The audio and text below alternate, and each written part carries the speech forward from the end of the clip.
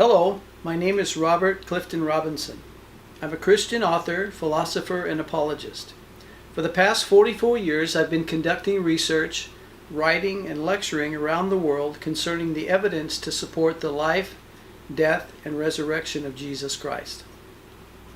I've published 28 books concerning these subjects and thousands of hours of audio commentary on the entire Bible. I've taught these subjects in the United States, Europe, and Asia. If you have questions regarding Jesus and the Bible, I produced a new series of short videos on YouTube to help answer many of these concerns. I wanted to record these videos in a very informal way in my own living room, as though you and I were sitting and discussing these subjects together. The subject of this first video is the question of whether or not the New Testament accounts of Jesus Christ are true. If you listen to critics of the New Testament Gospels, you might believe by their comments that the text is unreliable. Adversaries state that these narratives were written anonymously, late in the 1st century or early in the 2nd century, and the text has been highly altered from its original writing. When we examine these claims, we find that the authors of these 4 Gospels were known by the early church from the beginning. They were not written long after the events took place, and none of the fundamental doctrines of Jesus' miracles, crucifixion, and resurrection have ever been changed. It's important to understand that no one knows exactly when the original autographs of the New Testament were written. Critics who assert later dates do so by speculation and for the purpose of implying that the text was written too late from the occurrences of the events to be reliable.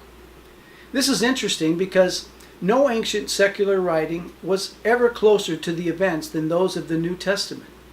If we must disqualify the New Testament as unreliable because of the dates for its writing, then we must also disqualify every other ancient piece of literature, since they are all written much later from the events than the 27 books of the New Testament. The idea that the writers who saw Jesus crucified and then alive after 3 days would wait to record what they had seen and heard for 30 years or longer is preposterous. Both the Jewish Talmud and the entries of the Roman Senate state that Jesus was in Jerusalem and crucified under Pontius Pilate. According to these records, the events of Jesus' crucifixion and resurrection took place in 32 AD. The Romans called Jesus Christus in their records, and the Jews referred to him as Jesus the Nazarene in their Talmud. The Jews and the Romans had no interest in preserving a record of Jesus in their history, but by their scathing remarks about him, where they wrote in the Jewish Talmud and the Roman Senate, they unknowingly preserved documentation for us that Jesus was crucified by Pontius Pilate in 32 AD. Even the Jewish historian Josephus wrote that Pilate had crucified Jesus and later stated that the followers of Jesus had gone about stating that he had risen from the dead. Although critics say that Josephus and his text about Jesus' resurrection was added later by Christians, every ancient manuscript of Josephus in that text contains this reference to Jesus and his resurrection. Even an Arabic copy of the Josephus text contains the reference to Jesus' resurrection, also written by Josephus. It's not really possible that a later interpolation would survive in every extant manuscript of Josephus unless it was no interpolation at all, but was always in the Josephus account from the beginning. There's also no possibility that the New Testament writers waited or didn't record what they had seen and heard. These men had seen the most astounding events in the history of the world. They wanted the whole world to know who Jesus is and what he had done. I've written an extensive treatise on the evidence to support the reliability of the New Testament in 3 of my recent books: The Prophecies of the Messiah, These Things Were Written, and Why Jesus is God.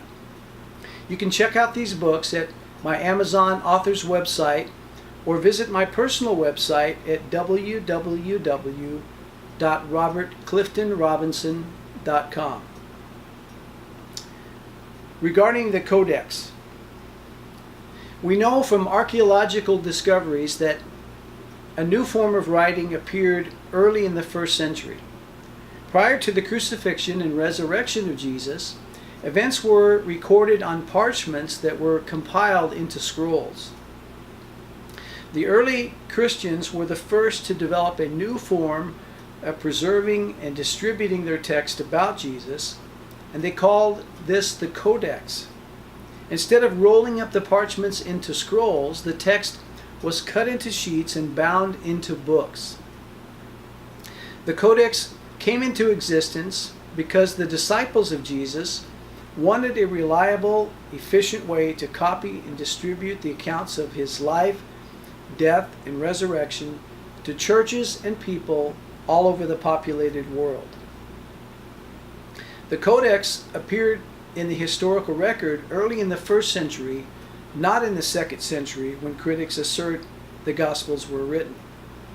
When we examine the claim that the Gospels were written anonymously, we find that this claim is also made because of later complete copies of these manuscripts did not have an author's name attached. Many of these manuscripts are dated after the second century. We must realize that these manuscripts are a copy of the original autographs. Not really a single original manuscript of any ancient writing has survived time and decay. All that we have today are copies, whether they are secular or religious documents. If we have complete copies of the Gospels that are dated in the second century, then it's certain that the original autographs were written much earlier. We don't know that in this original account of Jesus' life, death, and resurrection, that the authors' names were included. It's possible that in later copies of these original writings, the authors' names were not attached.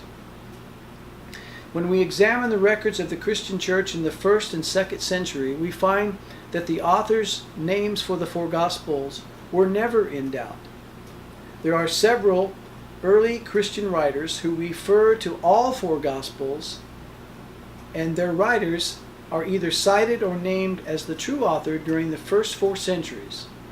Some of these are the Pseudo-Barnabas in 70 to 130 AD, Clement of Rome in 95 to 97, Polycarp in 110 to 150, Hermas in 115 to 140, the Didache, a combination of all four Gospels, in 120 to 150, Irenaeus in 130 to 202, Justin Martyr 185 to 255, Clement of Alexandria 150 to 215, Tertullian 150 to 220 AD, Origen 185 to 254, Cyril of Jerusalem 315 to 386, and several others.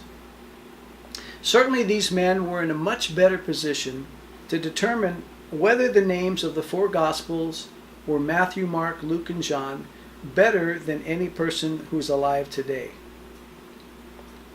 It's interesting that this argument was made by several early critics of the Gospels in the 2nd century and were fully refuted by the first Christian apologists, such as Origen, who wrote extensively in refutation of the Greek atheist philosopher Celsus. Regarding whether the text of the New Testament was altered over time, all we must do is examine the surviving manuscripts for ourselves and compare them with our current New Testament. When we do this, we find that the only variants in the text have to do with spelling errors in the copies, punctuation, or grammatical mistakes. Even the text from Mark, which has been brought into great question in chapter 16, verses 9 through 31, which is asserted as a later addition, bears absolutely no impact on the entire text, which states that Jesus performed miracles in confirmation that he is the Messiah, was crucified according to the predictions of the Old Testament prophets, and was raised from the dead on the 3rd day. Critics who assert that Jesus was not capable of performing miracles, or that he was not raised from the dead, forget that there are over 400 Old Testament prophecies which describe a coming Messiah with the power to open the eyes of the blind, cause the lame to walk, and to do other miracles. In Matthew chapter 11, John the Baptist is in prison. He's awaiting his execution. He sends two of his disciples to ask Jesus, "Are you the coming one, or should we look for another?"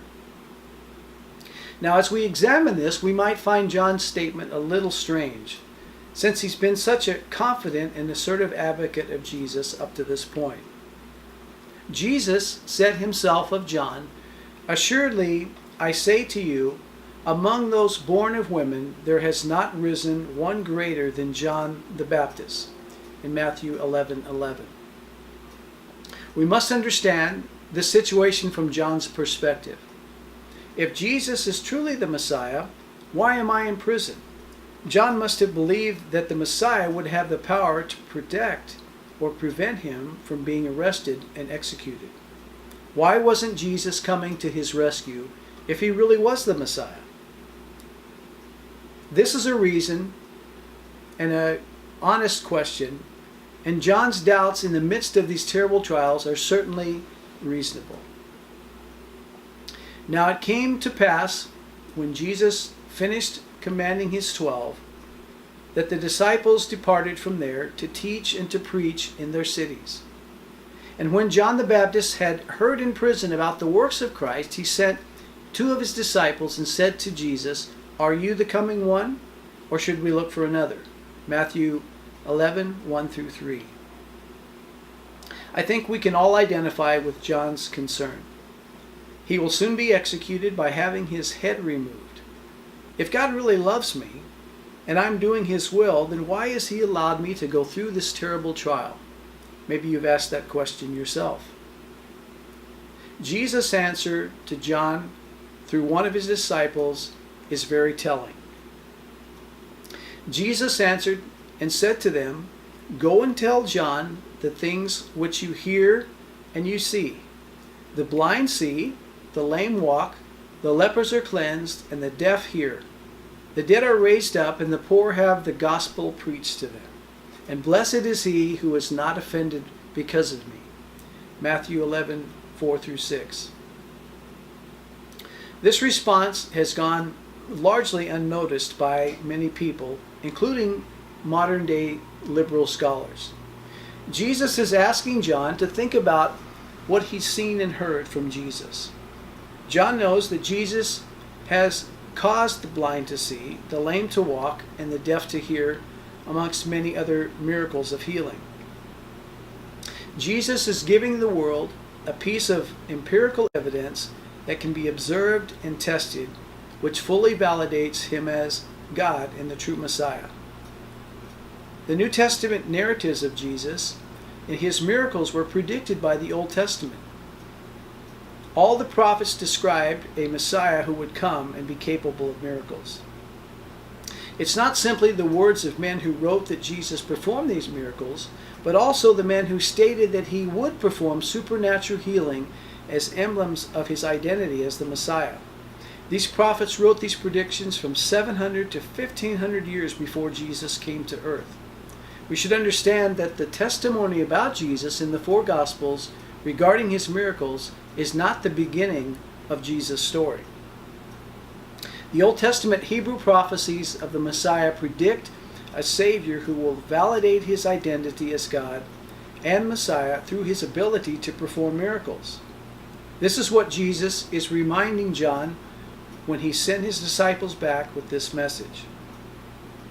The prophet Isaiah writes concerning the coming Messiah, "Be strong, do not fear. Behold, your God will come with vengeance, with the recompense of God. He will come and save you. And then the eyes of the blind shall be opened, and the ears of the deaf shall be unstopped. Then the lame shall leap like a deer, and the tongue of the dumb will sing." Isaiah 35:4-6. Isaiah also describes the Messiah's power to heal in chapter 29, when he said, "In that day the deaf shall hear the words of the book, and the eyes of the blind shall see out of obscurity and out of darkness. The humble also shall increase their joy in the Lord, and the poor among men shall rejoice in the Holy One of Israel." Isaiah 29:18-19. The Holy One of Israel that Isaiah is describing is Yahweh. When God comes to earth in the form of a man, he will open the eyes of the blind, cause the deaf to hear, and command the lame to leap like a deer. By these miracles, which only God could perform, Israel will know that the Messiah has arrived. This is precisely what we see in Jesus as recorded by the testimony of the four Gospels. The identifying marks of the true Messiah is his ability to heal supernaturally. The narrative of the New Testament that records a Messiah who has the power to heal is supported by the Old Testament prophecies which predict a Messiah who will heal. I created videos like this for the very purpose of sharing with you the many important proofs for the reliability of the New Testament regarding Jesus and his resurrection. After more than 44 years of research and writing and teaching around the world, in Europe, Asia, and the United States, I've written 28 books about these subjects and published them at Amazon. Today, as you may know, the world is filled with a lot of false facts about the Bible and the true identity of Jesus Christ. Over the course of the next year, I hope to produce a number of short videos like this one to allow you to hear the incredible proofs to support faith in Jesus Christ and the reliability of the Bible. If you're interested in these subjects, you can find over 1,200 articles on my website at www.robertcliftonrobinson.com. You can also find my Amazon authors page by doing a Google search for Robert Clifton Robinson and clicking on the links for my books. It's been great to spend a few minutes with you. May the Lord bless you as you continue to study His Word.